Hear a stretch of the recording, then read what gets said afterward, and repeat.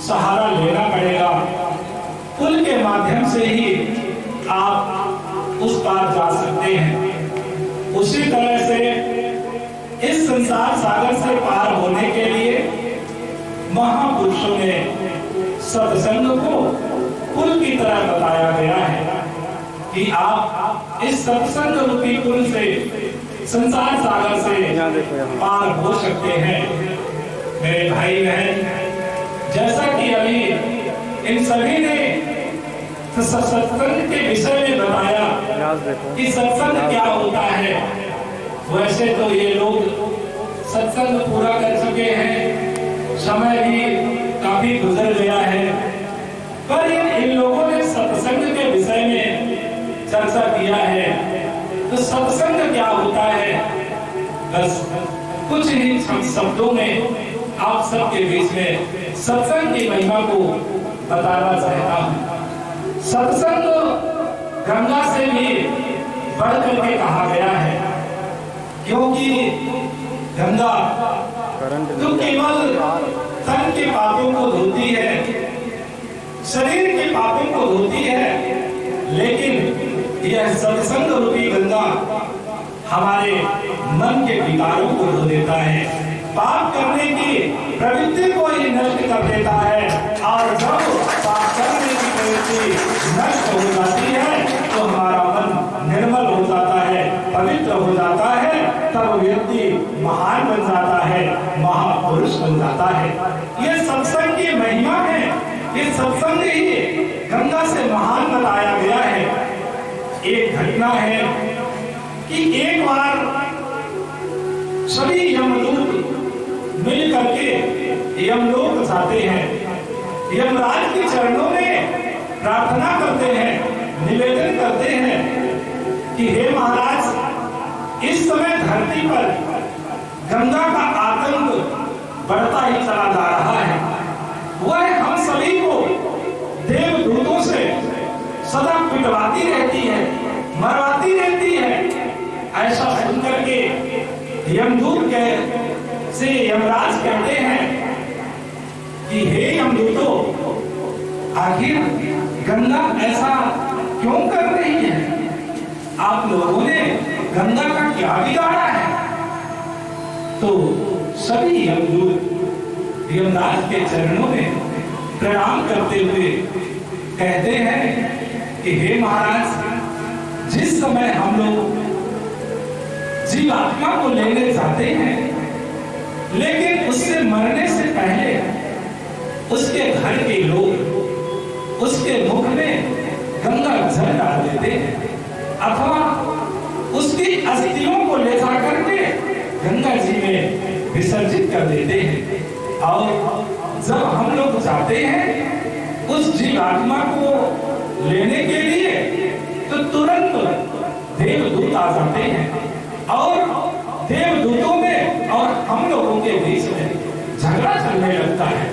लेकिन हे महाराज, देवदूत तो देवदूत ही होते हैं, हम लोगों को इतनी मार मारते हैं कि हमारी हड्डियां टूट जाती है और अंत में उस जीवात्मा को छीन करके लेकर देवलोक चले जाते हैं। महाराज, आप कोई ऐसा उपाय करें अथवा स्वयं जाकर गंगा को समझाने का प्रयास करें कि वह ऐसा ना करे, और यदि गंगा की आदत इसी तरह चलती रही तो फिर आपके दरबार में कौन आएगा और एक दिन आपका दरबार खाली ही रह जाएगा। ऐसा सुन करके यमराज बड़ा क्रोधित हो जाते हैं, वो गुस्से से आग बबूला हो जाते हैं और कहते हैं कि हे यमदूतों, तुम लोग चिंता मत करो, मैं अभी गंगा के पास जाता हूँ और उसे समझाता हूँ कि वह ऐसा करना बंद कर दे। आज यमराज क्रोधित होकर के गुस्से से आग बबूला होकर अपना गदा उठाते हैं, कंधे पर रखते हैं और गंगा से मिलने के लिए हरिद्वार की ओर चले जाते हैं। मेरे भाई बहन, जिस समय यमराज हरिद्वार जाते हैं गंगा से मिलने के लिए, वह शाम का वक्त था, शाम का समय था और वहां पर गंगा मैया की आरती हो रही थी।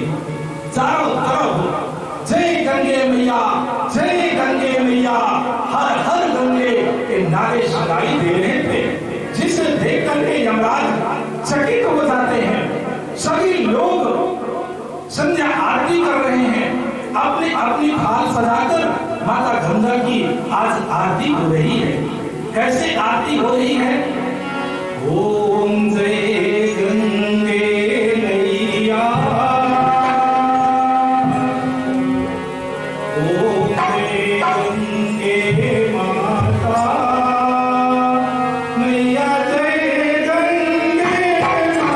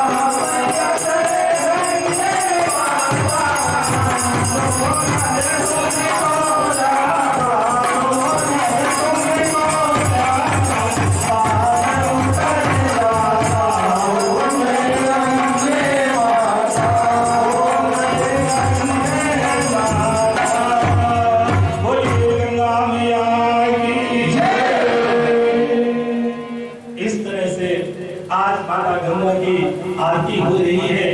यमराज खड़े होकर के देखते हैं, चकित हो जाते हैं कि अरे इस मृत्यु लोक में गंगा का इतना बड़ा सम्मान। लेकिन कुछ ही क्षणों में गंगा माता की आरती समाप्त होती है। सभी लोग गंगा मैया को प्रणाम करते हैं और अपने अपने घर के लिए प्रस्थान कर जाते हैं।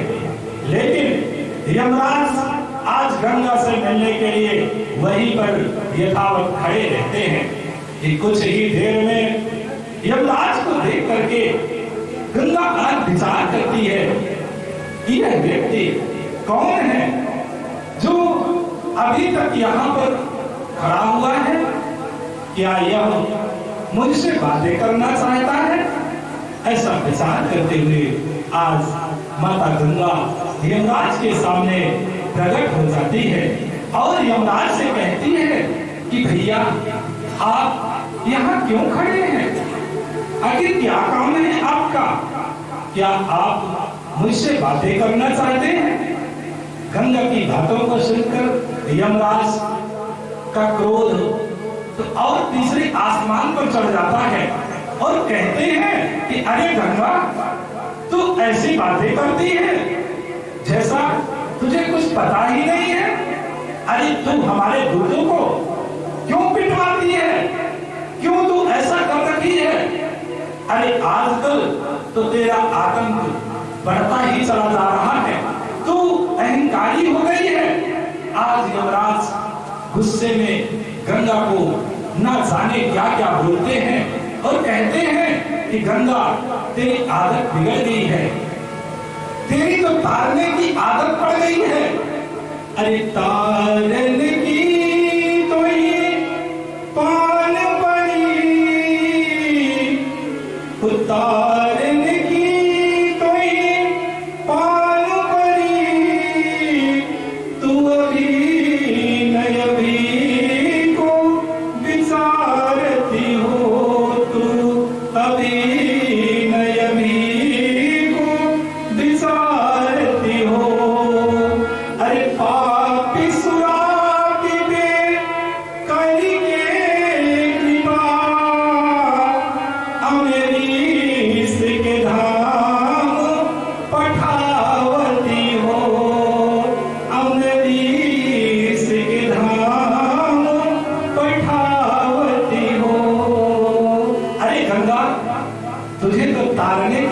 आदत पड़ गई है तो पापियों को भी तार देती है, उनका उद्धार करके अमरीश के धाम अर्थात स्वर्ग भेज देती है। अरे गंगा, तू ऐसा क्यों कर रही है? तू इतना अहंकारी मत बन। तू याद कर, तू बैठती कहाँ है, तेरा निवास कहाँ है, इस विषय पर याद कर। और यदि तुझे याद नहीं आता तो हम तुझे याद दिलाते हैं। और गुस्से में यमराज कहते हैं कि एक नंगा के शीश पे बैठी के गंगा, एक नंगा के शीश पे बैठी के गंगा, तू नाहक गंगा मसावती हो, तू नाहक गंगा मसावती हो। अरे गंगा, तू याद कर, तू किसके सिर में बैठती है? जिसके तन में कपड़े नहीं है उसके सिर में बैठ करके तू व्यर्थ में दंगा मचा रही है। ऐसा करना तू बंद कर दे। मेरे भाई बहन, यमराज की बातों को सुनकर गंगा यमराज से भी बड़ी विनम्रता के साथ कहती है। वह क्रोधित नहीं होती, बड़ी मधुर वाणी में कहती है कि भैया, इसमें हमारा क्या दोष है? अरे जब लोग मरने लगते हैं तो उसके घर के सदस्य उसके मुख में गंगा जल डाल देते हैं अथवा उसकी अस्थियों को ले जाकर के गंगा जी में विसर्जित कर देते हैं। तो भैया आप एक काम करिए, कोई ऐसा उपाय करें, ऐसी व्यवस्था करें जिससे लोग हमारे संपर्क में न आए, हमारे पास तक आने ना ही पाए। लेकिन भैया, जो भी व्यक्ति हमारे संपर्क में आएगा उसका उद्धार तो मैं अवश्य करूंगी, अवश्य करूंगी।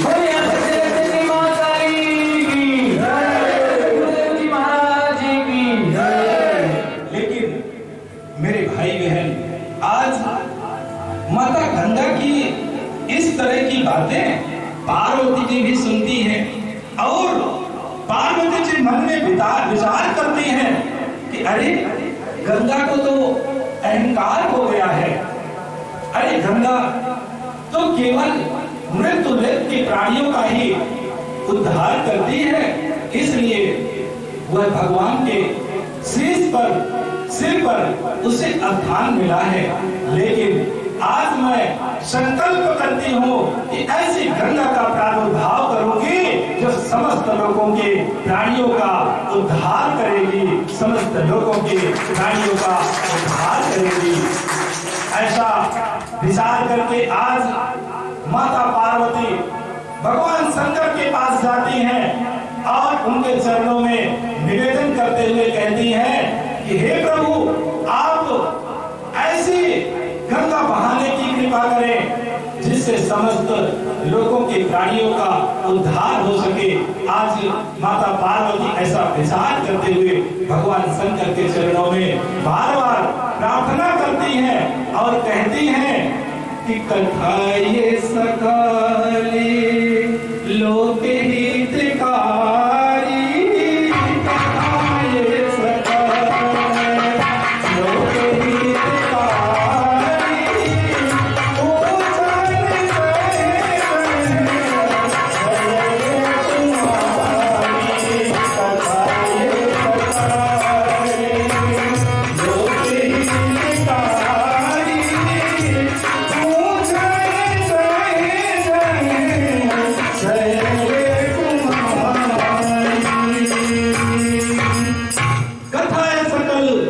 हितकारी, पूछन चाहे शैल कुमारी, पूछूं रघुपति कथा प्रसंगा, सकल लोक जन पावनी गंगा।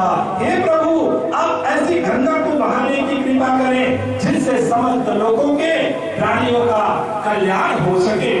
मेरे भाई बहन, आज भगवान शंकर माता पार्वती की बातों को सुनकर कहते हैं कि देवी, आप समस्त लोगों की बात क्यों कर रहे हैं? अरे आप तो केवल अपने लिए बात करिए, संसार को छोड़ दीजिए। हर व्यक्ति अपने लिए ही बात करता है, इसलिए देवी आज आप भी अपने लिए बात करें। ऐसा सुनकर के माता पार्वती कहती है कि हे प्रभु, यदि आप केवल मेरे बस होते तो मैं जरूर अपने लिए ही बात करती, लेकिन आप तो सभी के हैं। ऐसा सुनकर के भगवान शंकर चकित रह जाते हैं कि माता पार्वती ने आज हमारे अंदर कौन सा दोष देख लिया जो कह रही कि आप सभी के हैं, केवल हमारे वश नहीं है। हमारे अंदर कौन सा अवगुण है जो आज देवी पार्वती कह रही है कि आप पूरे संसार के हैं। ऐसा विचार करते हुए भगवान शंकर पार्वती से कहते हैं कि देवी, आपने ऐसा कौन सा अवगुण हमारे अंदर देख लिया जो आप कह रहे हैं कि हम आपके नहीं हैं, पूरे संसार के हैं। ऐसा क्यों बोल रही हैं आप? ऐसा सुनकर के माता पार्वती भगवान शंकर के चरणों में हाथ जोड़कर निवेदन करते हुए कहती है कि प्रभु, यह बात सत्य है कि आप केवल मेरे वश नहीं हैं, आप तो सारे संसार के हैं। इसका प्रमाण तो श्री गोस्वामी तुलसीदास जी ने हमसे पहले ही रामचरितमानस में लिख दिया है। भगवान शंकर कहते हैं क्या लिख दिया है गोस्वामी तुलसीदास जी ने? तो माता पार्वती कहती हैं कि विश्वनाथ नमो नाथ पुरारी, त्रिभुवनों महिमा बीत तुम्हारी। हे नाथ, आप केवल मेरे ही नाथ नहीं है, आप तो विश्वनाथ हैं। ऐसा तो गोस्वामी तुलसीदास जी ने रामचरितमानस में लिखा है। इसलिए हे नाथ, जब आप सभी के हैं, आप विश्वनाथ हैं, तो विश्व के कल्याण के लिए आप ऐसे गंगा को बहाने की कृपा करें जिससे समस्त लोगों का कल्याण हो सके। ऐसा निवेदन करते हुए सुन करके भगवान शंकर कहते हैं कि देवी, आप धन्य हैं, और बार बार धन्यवाद देते हुए कहते हैं कि धन्य धन्य गिरिराज कुमारी, तुम समान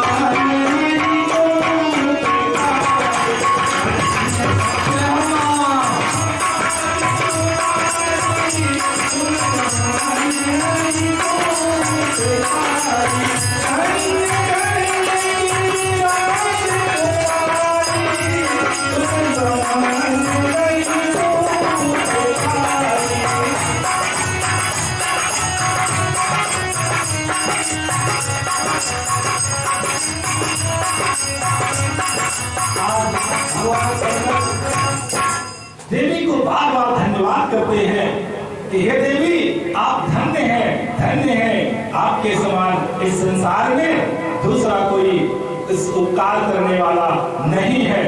मेरे भाई बहन, इस तरह अब भगवान शंकर विश्वनाथ विश्व का कल्याण करने के लिए कथा रूपी गंगा का प्रादुर्भाव करते हैं, जिसे सुनकर के कहते हैं कि हे देवी, यह कथा रूपी गंगा में जो स्नान करेगा वह संसार सागर से पार हो जाएगा, संसार सागर से तर हो जाएगा। इसका कल्याण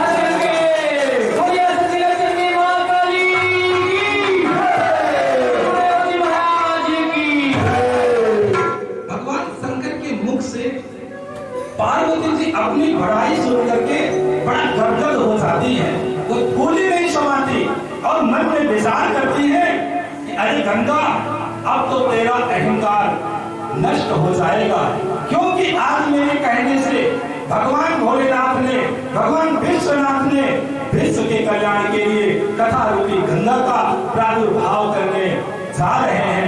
ऐसा माता पार्वती विचार कर ही रही थी कि तभी भगवान शंकर कहते हैं कि देवी, यह कथा रूपी गंगा तो गंगा नदी से भी बढ़ करके है, क्योंकि जो व्यक्ति गंगा में स्नान करने के लिए जाता है और उसे तैरना नहीं आता, संयोग से वह गंगा की गहराई पर चला जाएगा तो वह मर जाएगा। लेकिन हे देवी, भले ही व्यक्ति व्यक्ति को तैरना नहीं आता, लेकिन ये कथा रूपी गंगा में आएगा, कथा रूपी सरिता में आएगा, सत्संग रूपी गंगा में आएगा।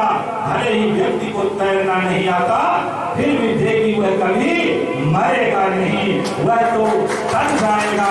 यही कथा रूपी गंगा की विशेषता है कि कथा रूपी गंगा में स्नान करने वाला व्यक्ति कभी मरता नहीं है, जबकि गंगा में स्नान करने वाला व्यक्ति मर जाता है।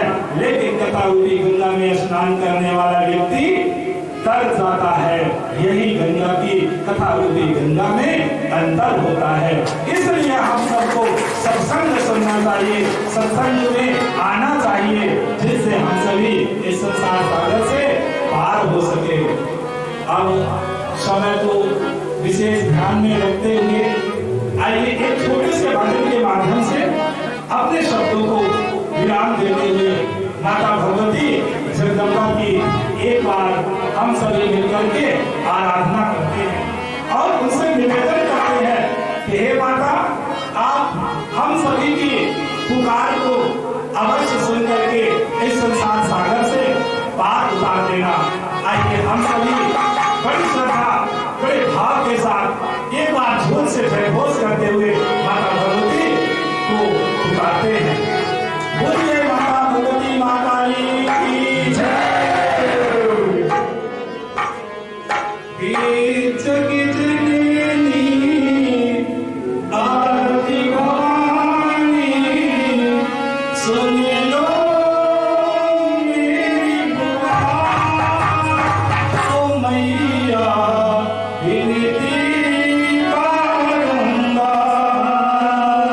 हे जग जननी आरती भवानी, सुन लो मेरी पुकार,